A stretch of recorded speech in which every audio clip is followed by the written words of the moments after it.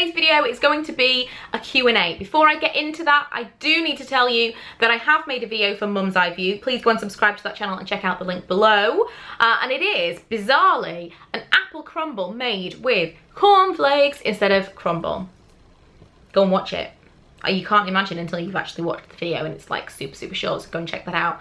But on with the video at hand, we're gonna be answering some questions that I got on Instagram a few days ago. I am thinking of maybe doing a second video of this because I got like 60+ questions. So if you guys want to see a second one of these, let me know in the comments below or give me a thumbs up, and I will do a second one in the next couple of weeks. But I'm gonna kind of pick and choose and split out the questions that I can find for this one first of all, and I hope you enjoy it. The first one that comes up is, how do you keep your stress levels low and relax? And funnily enough, I was speaking to someone about this the other day, and this was something that came up, I can't even remember how, but I'm the kind of person that is totally on a level, and I can really easily accept when something has happened and I can't change the outcome, and just move on with it. Or I'm really good at positive thinking right up until the last minute when I have to accept that something's happened and I can't assume or hope that it's going to get better. So I kind of almost repress or suppress those feelings of negativity and stress until I explode. And if I do get really stressed, rather than, I'm not talking like day to day, you know, like trying to get it ready in the morning and stuff like that, and you're like, oh my god, where's everybody's shoes? That's different. That comes out. But proper stress, like moving house, for example, I was really chill about that, and I managed to put all of my stressed energy into packing up the house, and I did that all by myself pretty much, and then we moved all together obviously, but because I was off in the week, I was just manically packing these boxes. And then one day a tiny little thing broke and I just burst into tears and like went to sleep for 2 days. I was like, I went to sleep in the middle of the day all the way till the next morning, and I just crash. When I'm in a really stressful situation, I push it down as long as possible, and then I just power down. It's a really strange way of dealing with it, but it's just how it happens for me. So day to day, I'm pretty good at looking on the positive and hoping for the best, and just not really wanting to think about the worst outcome until I know it's going to happen. And once it does happen, I'm pretty good at just accepting it and moving on. But then very occasionally, it all kind of becomes too much and I just crash. So I don't know how I do it. I don't think there's any point in dwelling on something that you can't change, is I suppose what it is. You know, like if you're in traffic jam and everyone's like, oh my god, there's nothing you can do about it, just be cool about it, it's not going to make it any better. If you could only choose one beauty product to use for the rest of your life, what would it be and why?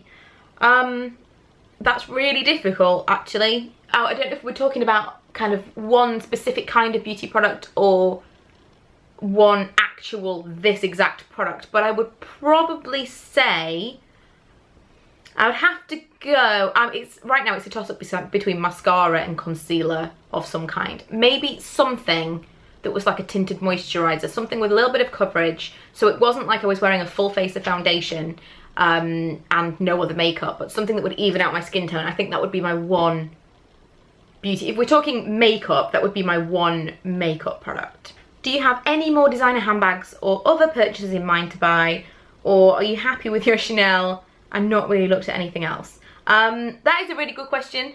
For those of you, because I didn't talk about it here on this channel, but over on my other channel, my Diary of a Spendaholic channel, I showed a Chanel bag that I bought for my birthday back in February. And you can see that video over there if you are interested. But when I purchased it, it was a small bag, not kind of one of the classics, and I got it at Heathrow Airport, where you get a VAT discount, one of the cheapest places, if not the cheapest place in the world to buy a Chanel item.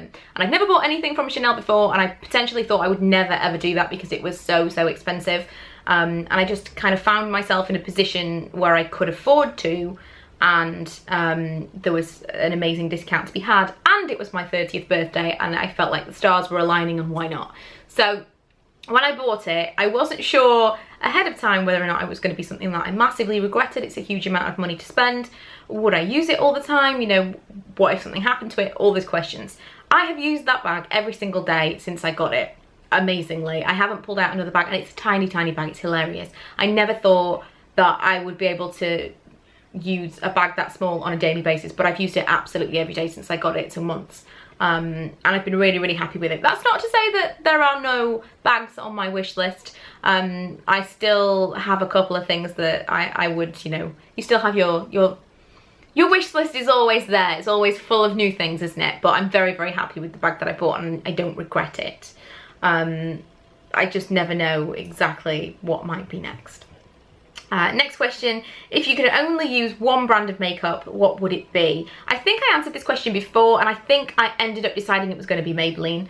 It was kind of a toss-up between Maybelline and Revlon, and I think I ended up going with Maybelline because I feel like I could tick more boxes of, yes, I'm really, really impressed with that product from Maybelline than any other brand. And that's like high, low, whatever. Do you ever impulse buy a makeup product without reading any reviews? Usually that's what I do. I actually haven't watched any YouTube videos in a shamefully long time. And if I'm honest, the reason for that is because I've been rewatching Pretty Little Liars. Once we found out who A was, no spoilers. Once we found out who A was, and please don't put any spoilers in the comments, I hate spoilers. I had to go back, because they said, oh, we knew from this series and whatever else. And I had to go back and see whether or not there were any issues with the timeline, whether potentially they'd got it wrong somewhere. But I would agree from season 5, or no, was it season 3 or was it season 5? I think they said from season 5 they knew, or maybe from season 3, but from season 3 I can see pointers towards who it was. And even the series that I'm watching now, which I think is maybe 5, I can now obviously see it is the person that it is. But at the same time, I didn't suspect that person at all. And I think that's why people were so shocked. They were like, how? But they definitely had written it in quite early on. It just felt like all of a sudden it came from nowhere. And I was the most skeptical of all. I know that wasn't your question. But that's what I've been doing anyway. So I've been watching Pretty Little Lies. Haven't been watching YouTube. Tangent. And so I haven't been watching many reviews and stuff like that. But some of my items that I purchase come from me watching other people's favourites videos and thinking, oh, that looks really nice, or I watch our video and they mentioned this thing and I'll put it on my wish list. And most of the things that I buy come from me seeing something be new and think I want to try that to review it for you guys. I don't really, unless it's like a lipstick colour, I don't really look at texture and things. I don't look at reviews. I will look at pictures, so swatches and things online, before I purchase something online. But I don't really want to know what other people think of things, because I don't want it to influence my opinion as someone who reviews products. So almost always I will impulse buy a makeup product without reading any reviews. Next, where is your favourite place to eat? Do you prefer nights in or nights out? And if you could decide on your kids' careers, what would you choose for them? 2 questions. What is your favourite place to eat? That's hard. I mean, takeaway wise, any kind of pizza, I'm all over it. But I can't think of a specific restaurant that's like, oh my god, I love Five Guys. Actually, I love Five Guys, but I can't think of a really specific restaurant. When you have small children, you don't get to go out to eat all that often, and when you do, you're with small children, and so it's normally like Frankie and Benny's. So I can't think really off the top of my head where would be my favourite place to go out to eat, because we don't do that at places necessarily that we would like to go to. But I do prefer generally nights in. I just like to be in my own house, wearing pyjamas, preferably eating pizza, and binge watching Pretty Little Liars is the situation right now. And if you could decide on your kids' careers, what would they be? Really, ultimately, all I want my children to do is do something that they're happy doing. I don't know, I have people in my life, within my family, and like Lee, and he's like, oh, we should get them to do this and we should get them to do that, and I'm so anti-competitive stuff. I don't want my kids to be put out there for them to get knocked back. And I know that everyone has to go through that, and everyone has to, that's life. But at the same time, you don't want that for your kids. You know that it's out there, but if you could prevent your children from having to, like, climb over other people to get to something, why wouldn't you want to do that? I would ideally like them to have a career where they just train to do something, or they decide to do something and they're able to do that thing. Whatever it might be, however much money it pays, I would like them to not feel like they're competing with other people, but I know that that's just kind of the way of life. So I really have no specific dreams or ambitions for them. I don't care whether they go to university or not. I don't care what they do for a living, as long as they're happy doing it. And I'd like them not to be in a field where they maybe get punched in the face. That'd be great. Like, I'd like Milo not to be a UFC fighter, which is another conversation that we have. I'd like that not to happen. I'd like maybe for them not to get into some kind of sport where they could injure themselves, like, I don't know, like skiing. I know it sounds ridiculous. This is a strange mind, but I feel like most parents have these thoughts. I think this is probably why parents want their children to be dentists. It feels like a really safe occupation. When did you first start using makeup? That is a good question. I'm not sure when I first started using makeup, actually. Like little bits and pieces. I think I started using it maybe when I was about 11 or 12. You know, like you get like a kid's makeup kit. But for a long time throughout school, we weren't allowed to wear makeup. So probably properly, I was definitely a teenager. Maybe, I don't know, 14, 15, a little bit older. And never heavy makeup. It's not like now. I know that everyone probably says that, but it's not. But at the same time, there was no reason to be. There were very, very few girls going to school fully made up. None of us knew what contour was. None of us. And none of us had any eyebrows. So there was not a lot of expectations. Are you still addicted to The Sims? Yes, I am. Very much so. I'm taking a little break from The Sims right now to get really heavily into SimCity. SimCity is a completely different game. But I bought that on the interim when I had a Mac, and Sims 4 wasn't out on the Mac yet. It was like 6 months or so where we didn't have Sims 4 on the Mac. And so I bought SimCity and I was just like, oh, this is not the same thing. And now I'm discovering it to be a completely awesome game, and I'm appreciating it for what it is rather than what it's not. So yeah, I still completely love The Sims. 30 years old, still a simmer. Why did you decide to start a blog and YouTube channel? As you can imagine, I have asked or been asked and answered this question 1,000 times before. Not that I'm not going to answer it now, I'm just saying.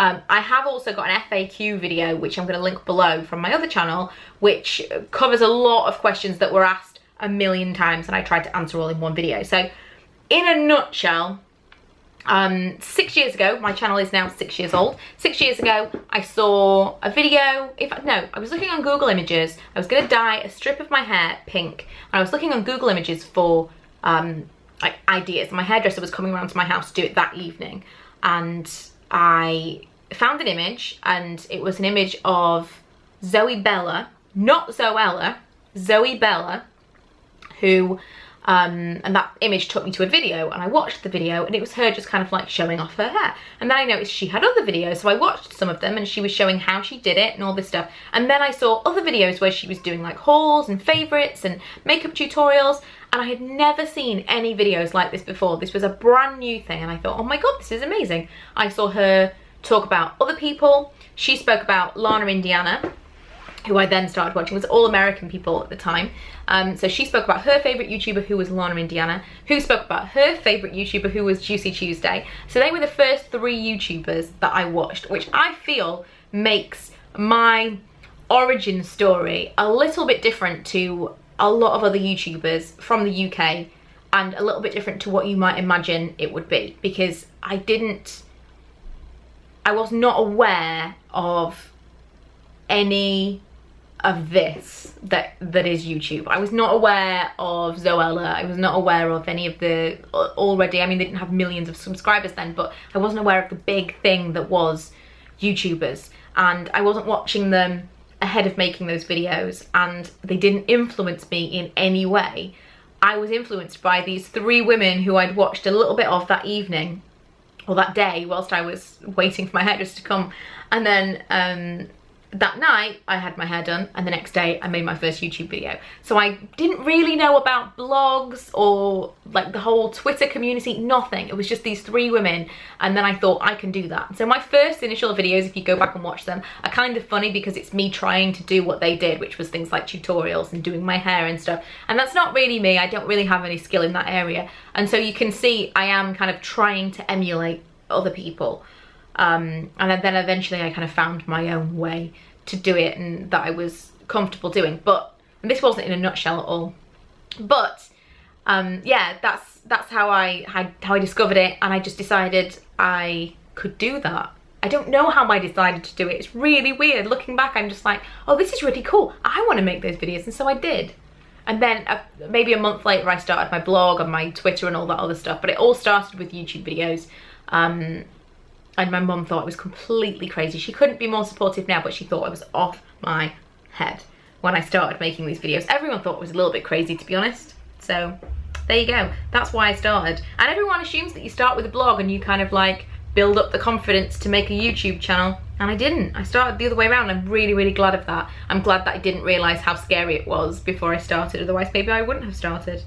If you could release your own product, what would it be and why?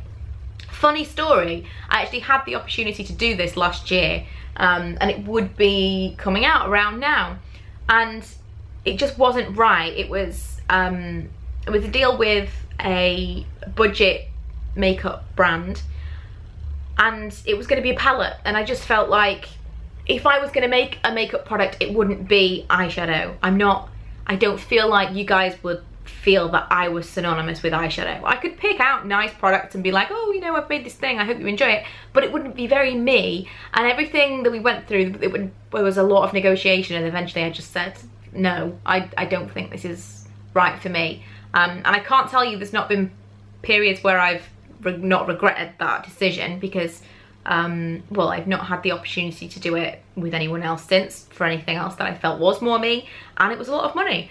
But at the same time, I feel like it was the right decision to make, because it wasn't right for me at the time. If I was going to make something, I think it would be lipsticks. If I could have total carte blanche and make whatever I wanted, it would be lipsticks, because I feel like that's my wheelhouse. And I would really enjoy the process of doing that. But you know, you never know what might happen. And last question, because I feel like this is going to be the longest video in the history of the world. What would you put in room 101? This is going to get me into trouble, because whenever I've mentioned this before, people have been like, Mom, whatever. Crop tops. Hear me out. I know that I'm coming from a place of hate, because my body shape is not the ideal body shape for crop tops. I'm an apple shape. It does not accentuate my best feature, even when I'm, or have been, much slimmer in the past. Crop top is not for me. What bugs me about them is not that other people wear them. Wear what you want, whatever you feel comfortable in, whatever you want to wear, go for it. Everything is cropped. Everything is cropped. And I know that it's a trend right now, but everything is cropped. I really, really struggle to find tops that are full length. And I've got the world's shortest body. So I've got like a torso that's like this big. So if I think that everything is short, then it must be a full-on crop top. And it just really, really bugs me. For someone who's the shape that I am, I think that currently there's a lot of stuff out there. It's kind of phasing out a little bit, I think, but probably the summer's only going to make it worse. But currently I find it really, really difficult to find clothes that are full-length tops. It bugs me how many crop tops there are out there. So that's why I would want to put them in room 101. I don't begrudge anyone wearing a crop top. All power to you. I don't want to wear a crop top, and sometimes it feels like there are no other options. So I want them to go away. So that's it. I have other questions, but I feel like this is going to be the world's longest video, so I'm going to cut it short there. If you want another Q&A, if you want me to continue, let me know and I'll do another one for you. But thanks for watching. If you have any other questions, leave them in the comments and maybe I'll add them to the next video. And I will see you guys next time.